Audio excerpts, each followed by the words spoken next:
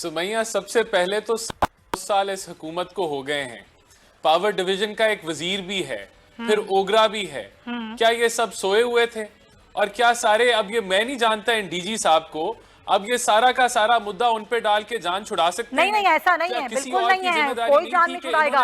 मैं उस्मान साहब से सवाल पूछूंगी कि वजारत पेट्रोलियम सोई हुई थी, उन्होंने क्यों नहीं देखा ये कौन है, लेकिन आपका सवाल तो आपसे ही पूछूंगी। नहीं, मुझे बताएं, मुझे नहीं, मैं कहता हूं कि चेक होना चाहिए।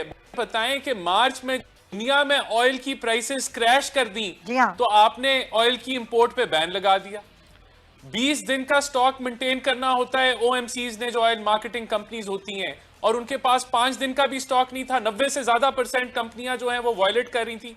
किधर थी पेट्रोलियम मिनिस्ट्री? सर मैं कर रही हूं ना ये सवाल तो मैं उठा रही हूं। ये सत्तू पी के सो रही है पूरी हुकूमत। टाइम पे तो कोई ऐसा बहरान नहीं आया। हमारे टाइम पे तो पहली तारीख को नोटिफाई होता था कि रेट बढ़ रहा है। यहाँ 26 जून को 4 दिन पहले जो है वो नोटिफाई कर दिया गया कि रेट बढ़ रहा है, और 26 अरब रुपए का मुनाफा ओएमसीज ने कमाया। तो धांधली तो यहाँ जो चोरी हुई है, डकैती जो हुई है के पैसों से, और एक बहरान, ये मुल्क बहरान से गुजरा कि तेल नहीं मिल रहा था, लाइनें नहीं लगी हुई थी, ये तो पीटीआई ने किया है, ये तो इमरान खान ने किया। चले मैं पूछती हूं ना इनसे सवाल, चले तैनाती का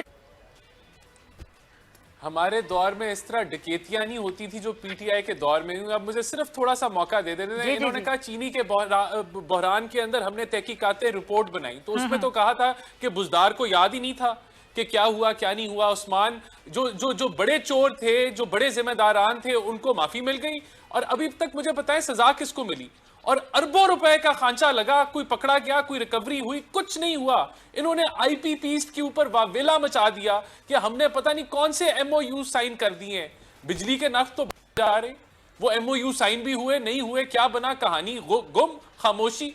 ये इतना, मैं आपको, जो हिटलर था ना, उसका होता था प्रोपेगेंडिस्ट जोसेफ गॉब, वो उसको ये लाइन दी गई थी कि इतना झूठ बोलो और बार बार बोलो और बड़ा झूठ बोलो कि लोगों को सच लगे।